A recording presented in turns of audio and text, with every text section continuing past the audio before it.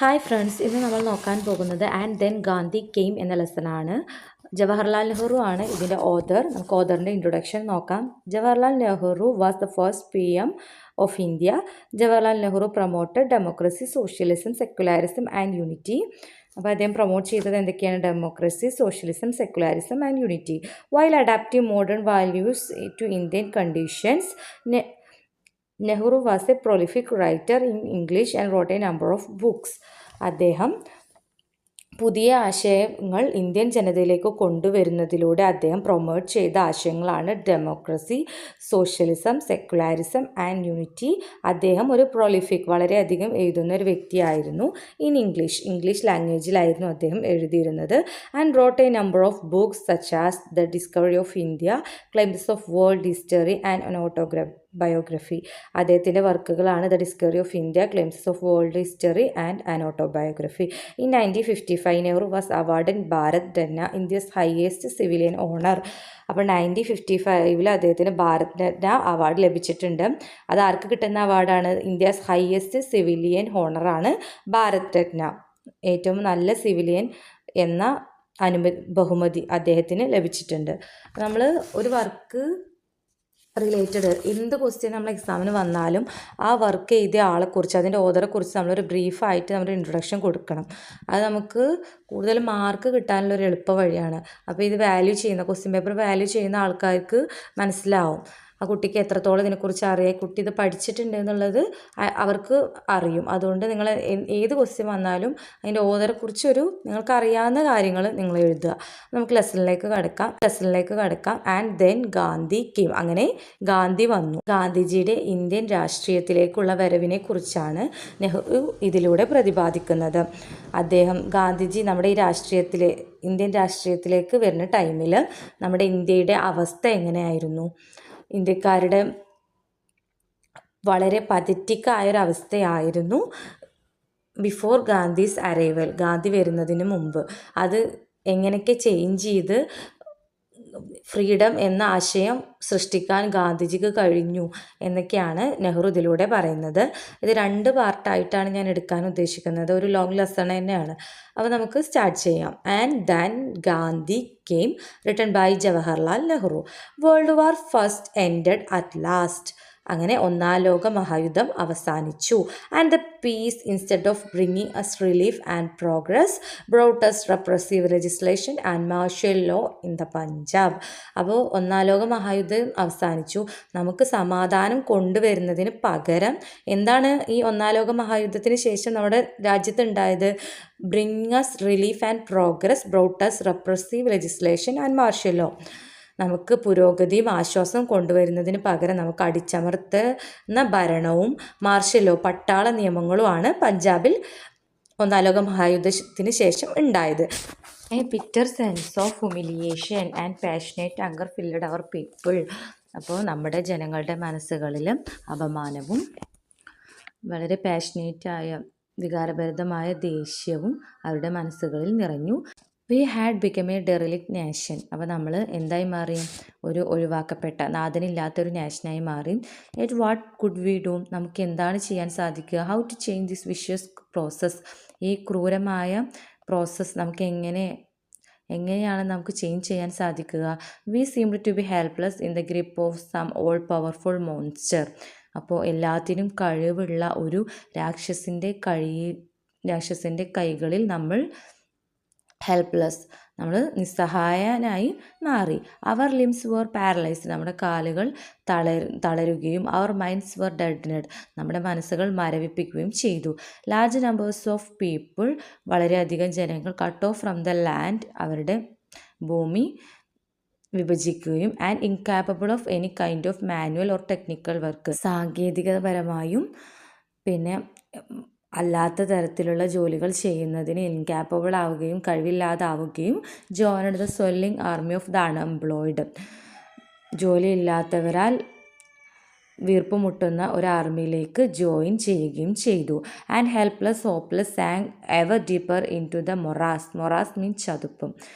അപ്പോൾ നമ്മുടെ ഇന്ത്യൻ ജനത ഹെൽപ്ലെസ്, പ്രതീക്ഷയില്ലാതെ, ഹെൽപ്ലെസ് ആൻഡ് ഹോപ്പ്ലെസ്, നിസ്സഹായരും പ്രതീക്ഷയില്ലാത്തവരുമായി sank ever deeper into the morass, ചതുപ്പിൻ്റെ ആഴങ്ങളിലേക്ക് ഇങ്ങനെ മുങ്ങിപ്പോയിക്കൊണ്ടിരുന്നു. They did not know where to look, എങ്ങോട്ടാണ് നോക്കേണ്ടത് എന്നവർക്ക് അറിയില്ലായിരുന്നു. For neither the old nor the new offered them any hope, പഴയ കാര്യങ്ങളും പുതിയ കാര്യങ്ങളും അവർക്കൊരു പ്രതീക്ഷയും ഓഫർ ചെയ്തിരുന്നില്ല. അതുകൊണ്ട് എങ്ങോട്ടാണ് നോക്കേണ്ടത് എന്ന് അവർക്ക് അറിഞ്ഞിരുന്നില്ല. അപ്പോൾ ഈ ഫസ്റ്റ് പാരഗ്രാഫിൽ ഗാന്ധിജിയുടെ അരവിന് മുന്നിലുള്ള ഇന്ത്യയുടെ കണ്ടീഷനാണ് പറയുന്നത്, പോവേർട്ടിയും അൺഎംപ്ലോയ്മെൻറ്റും. പിന്നെ നമുക്കറിയാം ഇന്ത്യ ബ്രിട്ടൻ്റെ കോളനി ആയിരുന്നു. ബ്രിട്ടൻ എന്ന ഫോറിൻ റൂളിൻ്റെ അടിയിൽപ്പെട്ട് വളരെയധികം എക്സ്പ്ലോയിറ്റേഷനും ചൂഷണം അനുഭവിച്ച് തകർന്ന ഒരു അവസ്ഥയിലായിരുന്നു ഇന്ത്യ ഉണ്ടായിരുന്നത്. ബ്രിട്ടൻ്റെ കോളനി ആയിരുന്നു ഇന്ത്യ. അവരുടെ നേട്ടങ്ങൾക്ക് വേണ്ടി നമ്മുടെ രാജ്യത്തെ എക്സ്പ്ലോയിറ്റ് ചെയ്യുകയാണ് ചെയ്തിരുന്നത്. Move to the next paragraph. What could we do, നമുക്ക് എന്താണ് ചെയ്യാൻ സാധിക്കുക?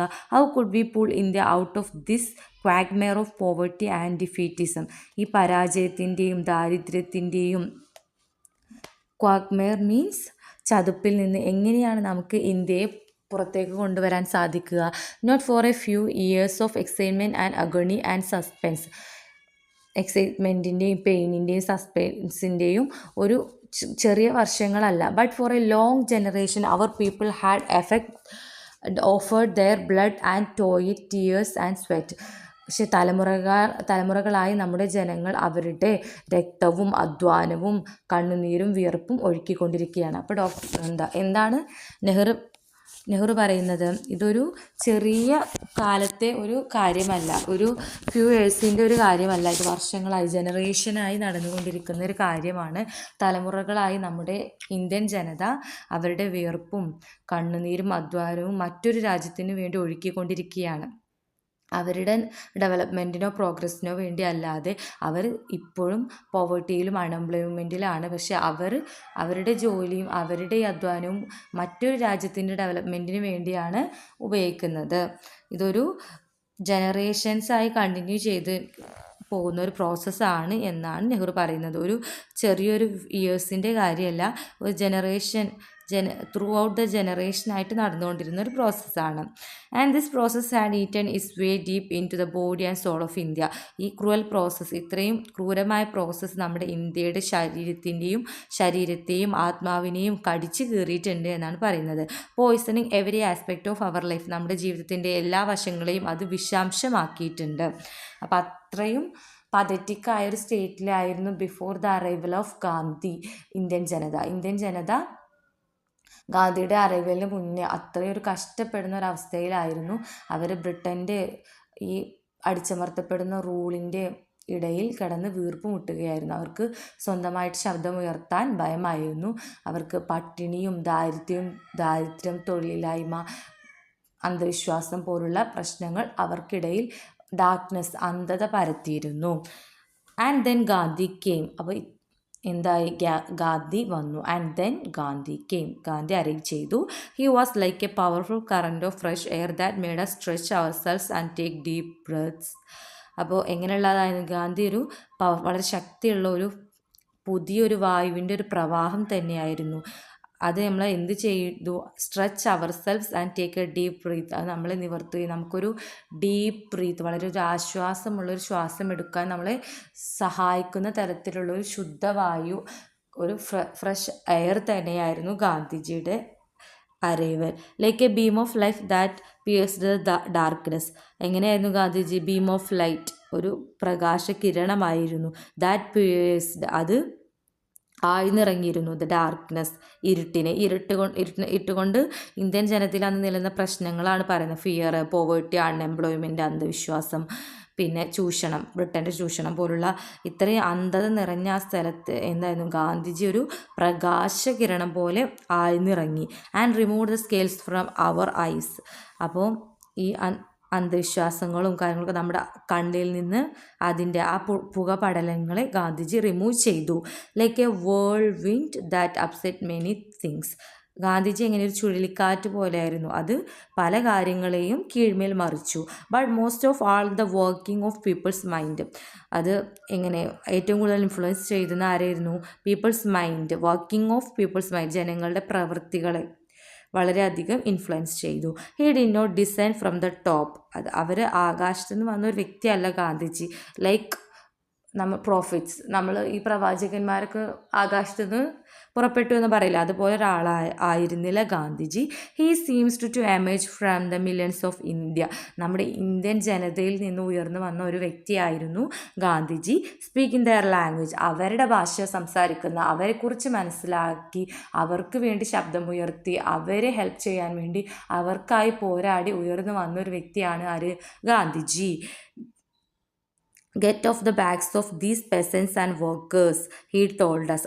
എന്നാണ് പറയുന്നത്, പെസൻസിൻ്റെയും വർക്കേഴ്സ്, അത് ഫാമേഴ്സിൻ്റെയും ജോലിക്കാരുടെയും നിന്നും പുറകെ നിന്ന് മാറുക. അതായത് ഈ ബ്രിട്ടന് മെയിനായിട്ട് ലക്ഷ്യം വെച്ച ഈ ഫാമേഴ്സിനെയും പിന്നെ വർക്കേഴ്സിനെയൊക്കെയാണ്. അവരുടെ വർക്കിങ്ങിലൂടെ അതിൻ്റെ വിജയം കൊയ്തുകൊണ്ടിരുന്നത് ആരായിരുന്നു? ബ്രിട്ടനായിരുന്നു. അപ്പോൾ അവരുടെ പിന്നിൽ നിന്ന് മാറാൻ വേണ്ടിയാണ് ഗാന്ധിജി ആഹ്വാനം ചെയ്തത്. അപ്പോൾ അവരുടെ വർക്കിങ്ങും അവരുടെ ഈ അധ്വാനം മൂലം അവർക്കൊരു ബെനിഫിറ്റും ഉണ്ടായിരുന്നില്ല. അവർ സ്റ്റിൽ അൺഎംപ്ലോയ്മെൻറ്റ്, തൊഴിലില്ലായ്മ, പിന്നെന്തായിരുന്നു, പോവേർട്ടി, സപ്രഷൻ, ഓപ്രഷൻ ഒക്കെ അനുഭവിച്ചു കൊണ്ടിരിക്കുകയായിരുന്നു. ഒരു നേരം ഭക്ഷണം പോലും അവരുടെ അധ്വാനത്തിൽ നിന്ന് ലഭിച്ചിരുന്നില്ല. അവർക്ക് ഒരു തുണ്ട് ഭൂമി പോലും ഉണ്ടായിരുന്നില്ല. ആ ഭൂമിക്ക് വരെ ടാക്സ് കൊടുക്കേണ്ടി വന്നിരുന്നു. അപ്പോൾ എന്താണ് ഗാന്ധിജി പറയുന്നത്? ഈ വർക്കേഴ്സിൻ്റെയും പെർസൻസിൻ്റെയും പിന്നിൽ നിന്ന് മാറുക എന്നാണ് ഗാന്ധിജി ആഹ്വാനം ചെയ്തത്. Get rid of the system that produce this poverty and misery. ഈ പെയിനും ഈ വേദനയും ദാരിദ്ര്യം സൃഷ്ടിക്കുന്ന ഈ പ്രൊഡ്യൂസ് ചെയ്യുന്ന സിസ്റ്റം അവോയ്ഡ്, റിഡ് ചെയ്യുക, ഒഴിവാക്കുക. ഗാന്ധിജി എന്താണ് പറയുന്നത്? ദാരിദ്ര്യത്തിനെയും വേദനയും ഉളവാക്കുന്ന ഈ സിസ്റ്റം നിങ്ങൾ എന്ത് ചെയ്യണം? ഒഴിവാക്കണം എന്ന് ഗാന്ധിജി ആഹ്വാനം ചെയ്തു.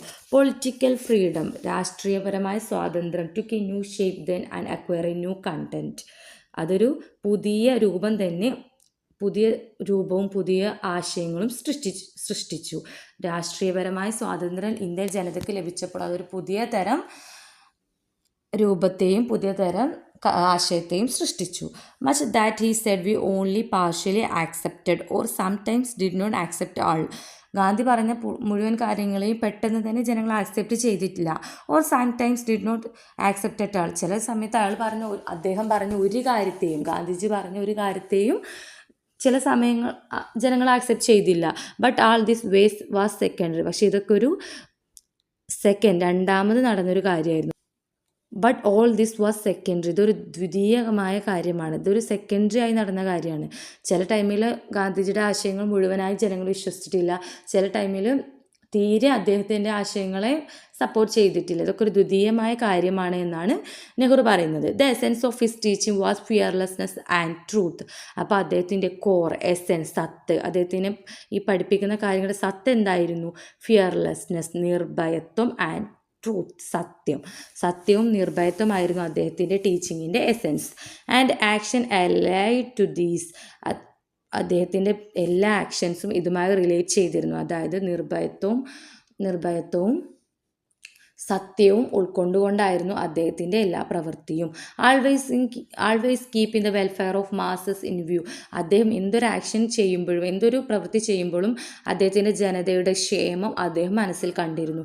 അതിനെതിരായി ഒന്നും ചെയ്തിരുന്നില്ല. അവിടുത്തെ ജനങ്ങളുടെ വെൽഫെയർ, ക്ഷേമത്തിന് വേണ്ടിയായിരുന്നു അദ്ദേഹത്തിൻ്റെ ഓരോ പ്രവൃത്തിയും.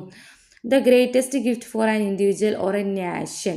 അതായിരുന്നു ഒരു നാഷൻ്റെയും ഓരോ ഇൻഡിവിജ്വലിൻ്റെയും ഗ്രേറ്റസ്റ്റ്, ഏറ്റവും ഉയർന്ന ഒരു gift. So we had been told in our ancient books was abhaya. അപ്പോൾ നമ്മുടെ പഴയ പുസ്തകങ്ങളിൽ പറയപ്പെട്ടിരുന്ന ഓരോ നേഷൻ്റെയും ഓരോ ഇൻഡിവിജ്വലിൻ്റെയും ഗിഫ്റ്റ് വാസ് അഭയ. അതെന്തായിരുന്നു? അഭയായിരുന്നു. ഫിയർലെസ്നെസ്, നിർഭയത്വം, ഭയമില്ലാത്ത അവസ്ഥ. Not merely bodily courage but absence of fear from the mind. അപ്പോൾ ഈ അഭയ, ഫിയർലെസ്നെസ് എന്ന് പറഞ്ഞാൽ എന്താ? ശാരീരികമായി, കേവലം ഒരു ശാരീരികമായ ധൈര്യം മാത്രമല്ല, but the absence of fear from the mind. നമ്മുടെ മനസ്സിൽ പോലും ഭയത്തിനൊരു സ്ഥാനം ഉണ്ടാവരുത്. ശാരീരികമായ ധൈര്യം മാത്രമല്ല, നമ്മുടെ മൈൻഡിന് പോലും ധൈര്യം എപ്പോഴും ഉണ്ടായിരിക്കണം. മൈൻഡിൽ പോലും ഫിയർ പാടില്ല. The dominant impulse in India under British rule was that of fear. അപ്പോൾ ഈ ബ്രിട്ടീഷുകാർ നമ്മളെ ഭരിച്ചിരുന്നത് എന്ത് ഉപയോഗിച്ചുകൊണ്ടാണ്? ഫിയർ, നമ്മുടെ ഭയത്തെ ഉപയോഗിച്ചുകൊണ്ടാണ് അവർ നമ്മളെ ഡോമിനേറ്റ് ചെയ്തിരുന്നത്, നമ്മളെ അതിക്രമിച്ചിരുന്നത്, നമ്മളെ ഡോമിനേറ്റ് ചെയ്തിരുന്നത് നമ്മളിലുള്ള ഫിയർ ഉപയോഗിച്ചു കൊണ്ടായിരുന്നു. എങ്ങനത്തെ ഫിയർ ആയിരുന്നു? പെർവാസീവ്, ഒപ്രസിങ്, സ്ട്രാംഗ്ലിങ് ഫിയർ, നീണ്ടു നിൽക്കുന്ന, ലാസ്റ്റിംഗ് ആയി അടിച്ചമർത്തുന്ന, നമ്മുടെ ശ്വാസം മുട്ടിക്കുന്ന നമ്മുടെ ഫിയറിനെ ഉപയോഗപ്പെടുത്തിക്കൊണ്ടാണ് അവർ നമ്മളെ ഡോമിനേറ്റ് ചെയ്തിരുന്നത്. ഫിയർ ഓഫ് ദ ആർമി, നമുക്ക് എന്തിനൊക്കെ പേടിയായിരുന്നു? ആർമിയെ പേടിയായിരുന്നു. ദ പോലീസിനെ പേടിയായിരുന്നു. The wide spread secret service, അത് സ്പൈ, വ്യാപിച്ച് കിടക്കുന്ന സ്പൈ സർവീസിനെ പേടിയായിരുന്നു. Fear of the official class, നമ്മൾ ഉയർന്ന ക്ലാസ്, ഒഫീഷ്യൽ ക്ലാസ്സിനെ നമുക്ക് പേടിയായിരുന്നു. ഫിയർ ഓഫ് ലോസ്, നമ്മുടെ നിയമങ്ങളെ പേടിയായിരുന്നു. Meant to suppress and of prison, നമ്മൾ അടിച്ചമർത്തുന്ന നിയമങ്ങളെ പേടിയായിരുന്നു. ജയിലിനെ, പ്രിസണിനെ പേടിയായിരുന്നു. Fear of the landlord agent, ജന്മിയുടെ ഏജൻറ്റിനെ പേടിയായിരുന്നു. Fear of the moneylender, പണം കടം കൊടുക്കുന്ന ആളുകളെ പേടിയായിരുന്നു. ഫിയർ ഓഫ് അൺഎംപ്ലോയ്മെൻറ്റ്, ജോലിയില്ലാത്ത അവസ്ഥകളെ പേടിയായിരുന്നു. സ്റ്റാർവേഷൻ, പട്ടിണിയെ പേടിയായിരുന്നു. Which were always on the threshold, ഇതൊക്കെ നമ്മുടെ വാതിൽപ്പടിയിൽ ഉണ്ടായിരുന്നു. അപ്പോൾ ഇന്ത്യൻ ജനതയ്ക്ക് എല്ലാം പേടിയായിരുന്നു. ഈ പേടി ഉപയോഗിച്ചുകൊണ്ടാണ് ബ്രിട്ടൻ നമ്മളെ അതിക്രമിച്ചത്, നമ്മളെ ഡോമിനേറ്റ് ചെയ്ത് അവർ കീഴടക്കി, ഒപ്രസ് ചെയ്ത് വെച്ചത്. It was again this all pervading fear that Gandhi's quiet and determined voice was raised. ഗാന്ധിയുടെ നിശബ്ദമായ ദൃഢത നിറഞ്ഞ ശബ്ദം ഫസ്റ്റ് റൈസ് ചെയ്തത്, ഉയർന്നത് ഈ ഫിയർ, ഈ വ്യാപിച്ച് കിടന്ന പെർവാഡിങ് മീൻസ് വ്യാപിച്ച് കിടക്കുന്ന പേടിക്കെതിരെയാണ് ഗാന്ധിജിയുടെ നിശ്ചയത പൂർണ്ണമായ സൗണ്ട് ഉയർന്നത്. ദൃഢത നിറഞ്ഞ വോയിസ് ഗാന്ധിജി ആദ്യമായിട്ട് ഉയർത്തിയത് ഈ ഫിയറിനെതിരെയായിരുന്നു. ബി നോട്ട് അഫ്രേഡ്, ആരും തന്നെ പേടിക്കേണ്ട. Was it so simple as all that? അപ്പോൾ നെഹ്റു പറയാണ്, അത് അത്രയ്ക്ക് സിമ്പിളുള്ള ഒരു കാര്യമാണോ? നോട്ട് ക്വൈറ്റ്, കംപ്ലീറ്റ്ലി അല്ല. And yet fear builds its phantoms which are more fearsome than reality. അപ്പോൾ ഫിയർ നമ്മുടെ മനസ്സിലൊരു ഫാൻഡംസ് മീൻസ് ചില രൂപങ്ങളെ ക്രിയേറ്റ് ചെയ്തിട്ടുണ്ട്. അതാണ് നമ്മൾ റിയാലിറ്റിനേക്കാളും നമ്മൾ ഭയപ്പെടുത്തുന്നത്. ഫോർ എക്സാമ്പിൾ, ഇപ്പോൾ നമുക്കൊരു സ്ഥലത്ത് പോകാൻ പേടിയാണ്. നമ്മളിങ്ങനെ പുറത്തേക്ക് ഇറങ്ങി പോകുമ്പോൾ ഒരു മരത്തിൻ്റെതോ എന്തെങ്കിലും നിഴൽ കണ്ടു, പക്ഷെ നമ്മൾ ഇമാജിൻ ചെയ്യുകയാണ് അതൊരു കള്ളനാണ്, ഒരു സ്പിരിറ്റാണ്, ആത്മാവാണ് എന്നൊക്കെ പറഞ്ഞ് നമ്മുടെ മനസ്സ് അതിനെ ഇമാജിൻ ചെയ്തെടുക്കുകയാണ്. അതിനാണ് ഫാൻറ്റംസ് എന്ന് പറയുന്നത്. റിയാലിറ്റി എന്താണത്? അത് എന്തെങ്കിലും മരത്തിൻ്റെ നിഴലോ വല്ല മരമോ അങ്ങനെ എന്തെങ്കിലും ആയിരിക്കും, കള്ളനൊന്നും ആയിരിക്കില്ല. പക്ഷെ നമ്മൾ പേടി കൊണ്ട് അത് വേറെ എന്തോ ആണ് എന്ന് മനസ്സ് പറഞ്ഞ് നമ്മുടെ മനസ്സാണ് അതിനെ പല രൂപങ്ങളാക്കി മാറ്റി നമുക്ക് പേടി നമ്മളിൽ ഉണ്ടാക്കുന്നത്. റിയാലിറ്റി എന്തായിരിക്കും? അത്ര പേടിക്കേണ്ട കാര്യമൊന്നുമില്ല, അതെന്തൊരു മരത്തിൻ്റെ നിഴൽ മാത്രമാണ്. പക്ഷെ നമ്മൾ മനസ്സിൽ പല ഫാൻറ്റംസും ആ പേടി ക്രിയേറ്റ് ചെയ്യുകയാണ്. And reality when calmly analysed, നമ്മൾ റിയാലിറ്റിയെ ശാന്തമായി അനലൈസ് ചെയ്താൽ, and it consequence willingly accepted, അതിൻ്റെ പരിണിത ഫലങ്ങളെ നമ്മൾ ആക്സെപ്റ്റ് ചെയ്യാൻ റെഡിയായാൽ, loses much of its terror, അതിൻ്റെ തീവ്രത കുറഞ്ഞേക്കാം.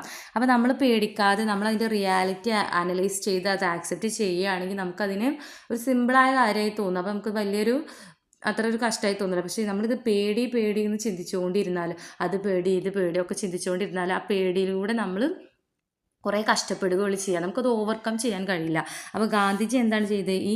നമ്മളിൽ വ്യാപിച്ച് കിടന്ന ഈ പേടിയെ ഒഴിവാക്കാൻ വേണ്ടിയാണ് ഗാന്ധിജി ആദ്യമായി ശബ്ദമുയർത്തിയത്. അതേ നമ്മുടെ മനസ്സിൽ പല പേടി, നമുക്ക് ജന്മിമാരെ പേടിയാണ്, ബ്രിട്ടൻ സൈനികരെ പേടിയാണ്, അവരുടെ നിയമങ്ങൾ പേടിയാണ്, അവരുടെ അടിച്ചമർത്തൽ, തൊഴിലില്ലായ്മ, പട്ടിണി, ഇതൊക്കെ നമുക്ക് പേടിയാണ്. അപ്പോൾ ഈ ചിന്തയാണ് നമ്മൾ ശബ്ദം ഉയർത്തുന്നതിൽ നിന്നും നമുക്ക് ഫ്രീഡം ലഭിക്കുന്നതിൽ നിന്നൊക്കെ നമ്മളെ പിന്നിലേക്ക് തള്ളുന്നത്. ഈ പേടി മാറിയാൽ നമുക്ക് നമ്മുടെ ഫ്രീഡത്തിന് വേണ്ടി റൈസ് ചെയ്യാനും ഫൈറ്റ് ചെയ്യാനുള്ള ഒരു ധൈര്യം വരും. അപ്പോൾ ഗാന്ധിജി നമ്മുടെ ഈ മനസ്സിലുള്ള പേടിയെയാണ് ആദ്യം ഒഴിവാക്കാൻ വേണ്ടി നമ്മളെ ഹെൽപ്പ് ചെയ്തതും ശബ്ദം ഉയർത്തിയതും. So suddenly as it were that black pall of fear was lifted, അങ്ങനെ ഈ കറുത്ത പേടി എന്ന കറുത്ത കരങ്ങൾ നമ്മുടെ ഇന്ത്യൻ ജനതയുടെ ഷോൾഡറിൽ നിന്നും പോയി. Not wholly of course. അപ്പം നെഹ്റു പറയാം, കംപ്ലീറ്റ് ആയി പെട്ടെന്ന് പോകുകയൊന്നും ചെയ്തില്ല, but to an amazing degree, പക്ഷേ വളരെ അത്ഭുതകരമായ ഒരു തോത് തന്നെ, അത്രയും ഒരു ഡിഗ്രി പേടി ജനങ്ങളുടെ മനസ്സിൽ നിന്നില്ലാതാക്കാൻ ഗാന്ധിജിക്ക് വളരെ പെട്ടെന്ന് തന്നെ സാധിച്ചു. As fear is close companion of falsehood. അപ്പോൾ നെഹ്റു എന്താണ് പറയുന്നത്? ഈ ഭയമാണ് അസത്യത്തിൻ്റെ ഏറ്റവും അടുത്ത friend. So truth follows fearlessness. സത്യം എപ്പോഴും പിന്തുടരുന്നത് എന്തിനെയാണ്? ഫിയർലെസ്നെസ്, പേടിയില്ലായ്മയാണ് സത്യം എപ്പോഴും പിന്തുടരുന്നത്. The Indian people did not become much more truthful than they were. അപ്പം ഇന്ത്യൻ ജനത പെട്ടെന്ന് ഗാന്ധിയുടെ ഈ വാക്ക് കേട്ടത് പെട്ടെന്നൊരു സത്യവാന്മാരായി മുന്നേ ഉള്ളതിനേക്കാൾ പെട്ടെന്ന് സത്യവാന്മാരായി മാറുകയല്ല ചെയ്തത്. Nor did they change there essential nature overnight. ഒറ്റ രാത്രി കൊണ്ട് അവരുടെ ഈ എസെൻഷ്യലായ നേച്ചർ, അവരുടെ ആ ബിഹേവിയറും നേച്ചറും പെട്ടെന്ന് ഗാന്ധിജിയുടെ വാക്ക് കേട്ട് ഒറ്റ രാത്രി കൊണ്ട് അവർ മാറ്റിയില്ല. Nevertheless a sea change was visible. പക്ഷെ നമുക്ക് വളരെ പ്രത്യക്ഷമായ ഒരു ചേഞ്ച് തന്നെ ഇന്ത്യൻ ജനതയുടെ മനസ്സുകളിൽ കാണാൻ സാധിച്ചു. As the need for falsehood and furtive behaviour lessened. അവരുടെ ഈ ഫാൾസ്ഹുഡും അസത്യവും ഈ ഒളിഞ്ഞ് കിടക്കുന്ന മറിഞ്ഞ ബിഹേവിയറൊക്കെ നമുക്ക് കുറഞ്ഞതായി കണ്ടു. It was psychological change. അതൊരു മനഃശാസ്ത്രപരമായ ഒരു മാറ്റം തന്നെയായിരുന്നു. Almost as if some expert in psycho analytical method. അതായത് മാനസിക വിശകലന രീതിയിൽ വളരെ എക്സ്പേർട്ടായ ഒരു വ്യക്തി probed deep to in the പേഷ്യൻറ്റിനെ കഴിഞ്ഞ കാലത്തിലേക്ക് ആഴ്ന്നിറങ്ങുകയും അതിനെക്കുറിച്ച് ഇൻവെസ്റ്റിഗേറ്റ് ചെയ്യുകയും founded the origin of his complexes. അദ്ദേഹത്തിൻ്റെ പേടിയുടെ ആ ഒരു പ്രോബ്ലത്തിൻ്റെ ഒറിജിൻ കണ്ടെത്തുകയും exposed them to his view. അതിനെ എക്സ്പോസ് ഷോ ചെയ്യുക, അവൻ്റെ മുന്നിലേക്ക്, ആ പേഷ്യൻറ്റിൻ്റെ മുന്നിലേക്ക് കൊണ്ടുവരികയും and thus rid him of that burden. അങ്ങനെ അവൻ്റെ ആ ഭാരത്തെ ഒഴിവാക്കുകയും ചെയ്ത പോലെയായിരുന്നു ഗാന്ധിജിയുടെ പ്രവർത്തനം. ഗാന്ധിജി എങ്ങനെയായിരുന്നു ജനങ്ങളുടെ മനസ്സിലുള്ള ആ പേടിയിലേക്ക് ഇറങ്ങിച്ചെന്ന ആ പേടിയാണ് പ്രധാന കാരണം. ഇത്രയും അവർ ഈ പോവേർട്ടിയും അടിമത്വവും ബ്രിട്ടൻ്റെ കീഴിൽ അടിച്ചമർത്തലുകളും ഫ്രീഡം ഇല്ലായ്മയും അൺഎംപ്ലോയ്മെൻറ്റ് സൂപ്പർസ്റ്റിഷനും ഒക്കെ സഹിക്കാൻ കാരണം അവരുടെ മനസ്സുകൾക്കുള്ള പേടിയാണ്. ആ പേടി മാറിക്കഴിഞ്ഞാൽ അവർക്ക് സ്വാതന്ത്ര്യം ലഭിക്കും എന്ന ആശയം മനസ്സിലേക്ക് കൊണ്ടുവരിക, അവളുടെ ഹൃദയത്തിനടിയിൽ ഒളിഞ്ഞു കിടക്കുന്ന പേടിയെ അവർക്ക് മുന്നിൽ കൊണ്ടുവന്ന് അത് എത്രയോ ചെറുതാണ്. ആ പേടി നമ്മൾ മാറ്റി നിർത്താൻ, നമുക്ക് നമ്മളെ ശബ്ദമുയർത്താനും നമുക്ക് വേണ്ട ആവശ്യങ്ങൾ നേടിയെടുക്കാനും നമ്മുടെ രാജ്യം നമ്മൾ ഭരിക്കണം. വേറുള്ളവരുടെ ഫോറിൻ റൂളിൻ്റെ കീഴിൽ നമ്മൾ അടിമകളെ പോലെ കഴിയേണ്ട ആവശ്യമില്ല. ബ്രിട്ടൻ ഒരിക്കലും നമ്മുടെ ഡെവലപ്മെൻറ്റിന് വേണ്ടിയല്ല, അവരുടെ സ്വയം ഡെവലപ്മെൻറ്റിന് വേണ്ടിയാണ് നമ്മുടെ രാജ്യത്തെയും നമ്മുടെ രാജ്യത്തിൻ്റെ ഉള്ളിലുള്ള ഈവൻ മനുഷ്യരെ പോലും അവരുടെ ഉൽപ്പന്നങ്ങളെ പോലും ഒക്കെ ഉപയോഗിച്ചിരുന്നത്. അപ്പോൾ ഇതിൽ നിന്നൊരു വിമോചനം വേണമെങ്കിൽ നമ്മൾ തന്നെ ഈ പേടി മാറ്റി വെച്ച് നമ്മൾ അൺഎംപ്ലോയ്മെൻറ്റും ഈ അവരുടെ ലോവും ഈ പോവർട്ടിയും ഇത്രത്തേക്കുള്ള ഫിയർ, ഈ മനസ്സിൽ ജോലി ഉണ്ടാവില്ല, ഭക്ഷണം ഉണ്ടാവില്ല, ദാരിദ്ര്യമായിരിക്കും, ഇതൊക്കെ കുറച്ച് കാലത്ത് മാറ്റി വെച്ചാൽ നമുക്ക് നമ്മുടെ ശബ്ദം ഉയർത്തി നമുക്ക് ഫ്രീഡം ലഭിക്കാൻ സാധിക്കും എന്നാണ് ഗാന്ധിജി പറയുന്നത്. അപ്പോൾ ഗാന്ധിജി ഒരു മനഃശാസ്ത്രജ്ഞനെ പോലെ, അതായത് ഒരു മാനസിക വിശകലന രീതി അറിയുന്ന ഒരു എക്സ്പേർട്ടിനെ പോലെ ജനങ്ങൾക്കിടയിൽ മനസ്സിലേക്ക് ആഴ്ന്നിറങ്ങി അവരുടെ ഉള്ളിലെ പ്രശ്നങ്ങൾ അവർക്ക് മുന്നിൽ കൊണ്ടുവന്ന് അതിനെ സോൾവ് ചെയ്ത് അവരുടെ ബേർഡൻ, അവരുടെ ഭാരത്തെ കുറച്ച് അവർക്ക് ശബ്ദം റേസ് ചെയ്ത് ഫൈറ്റ് ചെയ്യാനുള്ളൊരു കറേജ് ഗാന്ധിജി നൽകി. There was the psychological reaction also. അതിനൊരു മാനസികപരമായൊരു പ്രതികരണം കൂടി ഉണ്ടായി. A feeling of shame at our long submission to an alien rule. അപ്പോൾ ജനങ്ങൾക്ക് എന്താണ് തോന്നി, ഇത്രയും നാളിൽ ഒരു ഫോറിനായ alien rule means foreign rule, അതായത് ബ്രിട്ടൻ്റെ റൂളിൻ്റെ കീഴിൽ ഇത്രയും അടിച്ചമർത്തലോട് കൂടി ഇത്രയും നാൾ കിടന്നതിന്, ഇത്രയും അടിച്ചമർത്തൽക്ക് ഇരയായി ഇത്രയും വർഷം ജീവിച്ചതിന് അവർക്ക് എന്താണ് തോന്നിയത്? ഷെയിമാണ് തോന്നിയത്. ഇന്ത്യൻ ജനതക്ക് ഷെയിം തോന്നി. ഗാന്ധിജി ഇത് ഇത്രയും പറഞ്ഞ് അവർക്ക് ധൈര്യം ലഭിച്ചപ്പോൾ ഇത്രയും നാൾ ഞങ്ങൾ ഇന്ത്യൻ ജനത ഞങ്ങൾ എന്തായിരുന്നു, അടിമകളായി മറ്റൊരു രാജ്യത്തിന് വേണ്ടി കഷ്ടപ്പെടുകയായിരുന്നല്ലോ എന്നോർത്ത് അവർക്ക് ഷെയിം തോന്നി. That had degraded and humiliated us. അതവരെ തരം താഴ്ത്തുകയും ഹ്യൂമിലിയേറ്റഡ് അവർക്ക് അപമാനം ഉളവാക്കുകയും ചെയ്തു. As a desire to submit no longer. അവരിലൊരു ആശയുണ്ടായി, ഇനി ഒരിക്കലും ഞങ്ങൾ ഈ അടിച്ചമർത്തലുകൾക്ക് ഇരയായി ഇനി ഒരു സെക്കൻഡ് പോലും നിൽക്കില്ല എന്ന തീവ്രമായ ചിന്ത അവരിൽ ഉണർത്തി. What ever the consequence might be, എന്ത് തന്നെ അതിൻ്റെ പരിണത ഫലം എന്ത് തന്നെയായാലും, ജീവൻ തന്നെ വെടിയേണ്ടി വന്നാലും ഇനി ഒരു നിമിഷം പോലും അവരുടെ അടിമകളായി അവരുടെ അടിച്ചമർത്തലുകൾക്ക് ഇരയായി നിൽക്കുകയില്ല എന്ന് ഇന്ത്യൻ ജനത ഉറച്ചു വിശ്വസിച്ചു, ധൈര്യത്തോടെ മുന്നോട്ട് വന്നു. We did not grow much more truthful perhaps than we had been previously. അപ്പോൾ മുന്നേ ഉള്ളതിനേക്കാൾ ഒരു വിശ്വാസമുള്ള സത്യസന്ധമായ ജനതയായി പെട്ടെന്ന് വരികയല്ല ചെയ്തത്. But Gandhi was always there was a symbol of uncompromising truth to pull us up and shame us into the truth. നമ്മെ സത്യത്തിലേക്ക് വലിച്ചിഴക്കാനും ലജ്ജിപ്പിക്കാനും വിട്ടുവീഴ്ചയില്ലാത്ത വിട്ടുവീഴ്ചയില്ലാത്ത ഒരു സത്യത്തിൻ്റെ സിമ്പലായി ഗാന്ധിജി എന്നും ഉണ്ടായിരുന്നു. Gandhi was always there as a symbol of uncompromising. ഗാന്ധിജിക്ക് ഇങ്ങനെ ഒരു വിട്ടുവീഴ്ചയും ഉണ്ടായിരുന്നില്ല. Truth to pull us up and shame us into truth. നമ്മൾ സത്യത്തിലേക്കും ലജ്ജിപ്പിക്കുന്നതിലേക്കും വലിച്ചിഴക്കാൻ ഒരു വിട്ടുവീഴ്ചയില്ലാത്ത ഒരു സത്യത്തിൻ്റെ സിമ്പലായി ഗാന്ധിജി എന്നും ഉണ്ടായിരുന്നു. അപ്പോൾ ഇത്രയാണ് ഇന്ന് ഞാൻ എടുക്കാൻ ഉദ്ദേശിക്കുന്നത്. ഇനി ഇതിൻ്റെ ബാക്കി ഭാഗം നമുക്കൊരു പാർട്ട് 2 ആയിട്ട് ചെയ്യാം. അതൊരു ലോങ് ലെസണാണ്. അപ്പോൾ നമ്മൾ സമ്മറി പറയാം, ഷോർട്ടായിട്ട് പറഞ്ഞു തരാം. ആൻഡ് ദെൻ ഗാന്ധി കെയിം എന്നുള്ള ഈ ചാപ്റ്ററിലൂടെ നെഹ്റു എന്താണ് പറയുന്നത്, ഈ ലെസണിലൂടെ നെഹ്റു പറയുന്നത്, ബിഫോർ ഗാന്ധീസ് അറൈവൽ, ഗാന്ധി വരുന്നതിന് മുമ്പുണ്ടായിരുന്ന നമ്മുടെ ഇന്ത്യൻ ജനതയുടെ അവസ്ഥയാണ്. അട്ടർ പോവേർട്ടി, അതായത് പട്ടിണിയും ദാരിദ്ര്യവും അൺഎംപ്ലോയ്മെൻറ്റും, ജോലിയില്ലാത്ത അവസ്ഥ, പിന്നെ ബ്രിട്ടൻ്റെ കീഴിൽ ഫോറിൻ റൂള്. ബ്രിട്ടൻ എന്ന് പറഞ്ഞാൽ വേറെ രാജ്യമാണ്, അവരുടെ കോളനിയായി മാറി നമ്മൾ. അവരുടെ ഡെവലപ്മെൻറ്റിനും അവരുടെ പുരോഗതിക്കും വേണ്ടി നമ്മുടെ ജനതയും നമ്മുടെ റിസോഴ്സസിനെയും എല്ലാം അവർ ചൂഷണം ചെയ്ത് അവർക്ക് അടിമകളായി, ഒരു ഫ്രീഡം ഇല്ലാതെ, ഈവൻ നമുക്കൊരു നല്ലൊരു ഡ്രസ്സ് ധരിക്കാനുള്ള ഒരു ഫ്രീഡോ, നമ്മുടെ ജനതയ്ക്ക് നമ്മളെ റിസോഴ്സസ് ഉപയോഗിച്ചിട്ട് അവരാണ് അവരുടെ രാജ്യത്തെ ഡെവലപ്പ് ചെയ്തുകൊണ്ടിരുന്നത്. നമ്മുടെ മാനുഷികമായ റിസോഴ്സസ് ആവട്ടെ, പ്രൊഡക്ട്സ് ആവട്ടെ, നമ്മുടെ പല വിളകളും നമ്മുടെ ജനങ്ങളുടെ അധ്വാനങ്ങളും കണ്ണീരും വിയർപ്പും ഇത്രയും നാൾ അടിച്ചമർത്തി അവർ നമ്മളെ ഭരിച്ചു കൊണ്ടിരിക്കുകയായിരുന്നു, അവരുടെ ഡെവലപ്മെൻറ്റിന് വേണ്ടി മാത്രം. അപ്പോൾ ഇതിൽ നിന്നൊന്ന് മാറ്റം വരുത്താൻ വേണ്ടി ജനങ്ങൾക്ക് പേടിയായിരുന്നു, അവരുടെ ശബ്ദം ഉയർത്താൻ വേണ്ടിയും ബ്രിട്ടനെതിരെ സംസാരിക്കാൻ വേണ്ടിയൊക്കെ പേടിയായിരുന്നു. കാരണം അവർ പലതിനെയും ഭയപ്പെട്ടിരുന്നു. എന്തിനൊക്കെ? പോവർട്ടി, അൺഎംപ്ലോയ്മെൻറ്റ്, ജോലിയില്ലാത്ത അവസ്ഥ, ദാരിദ്ര്യത്തെ, പിന്നെ എന്തിനൊക്കെ പേടിച്ചിരുന്നത്? ബ്രിട്ടൻ്റെ റൂളിനെയും ജന്മികളെയും ഈ പണം കടം കൊടുക്കുന്ന ആളുകളെയും എല്ലാവരെയും അവർക്ക് പേടിയായിരുന്നു. അതുകൊണ്ട് അവർ അടങ്ങി ഒതുങ്ങി അവരെന്ത് പറയുന്നു, ബ്രിട്ടൻ എന്ത് പറയുന്നു അതനുസരിച്ച് ജീവിക്കുക എന്നുള്ളൊരു രീതിയിലേക്ക് ജനറേഷൻസ് ആയിട്ട് ഒരു 1-2 ഇയേഴ്സ് കൊണ്ട് നടക്കുന്ന ഒരു കാര്യമല്ല, അത് തലമുറകളായി അവർ ഇതിനെ കണ്ടിന്യൂ ചെയ്ത് പോവുകയാണ് ചെയ്തത്. ഇതിൽ നിന്നൊന്ന് മോചനം വേണം, ഭയമില്ലാതെ ഇതിന് എഗെയിൻസ്റ്റായി സംസാരിക്കണം എന്ന് ചിന്തിക്കാതെ ബ്രിട്ടനെ പേടിച്ച് വർഷങ്ങളോളമായി ജനങ്ങൾ അടിച്ചമർത്തി അടിമകളെപ്പോലെ ബ്രിട്ടൻ നമ്മുടെ ഇന്ത്യൻ ജനതയെ കൊണ്ട് നടക്കുകയായിരുന്നു. ഇതിൽ നിന്ന് ഓവർകം ചെയ്യാൻ ഗാന്ധിയാണ് നമ്മളെ ഹെൽപ്പ് ചെയ്തത്. ജനങ്ങളുടെ മനസ്സിലെ പേടിയെ എടുത്തു മാറ്റി ഒരു പുതിയ വെളിച്ചം അദ്ദേഹം സൃഷ്ടിച്ചു. എല്ലാവർക്കും മനസ്സിലായി എന്ന് വിചാരിക്കുന്നു. Thank you for watching word wings.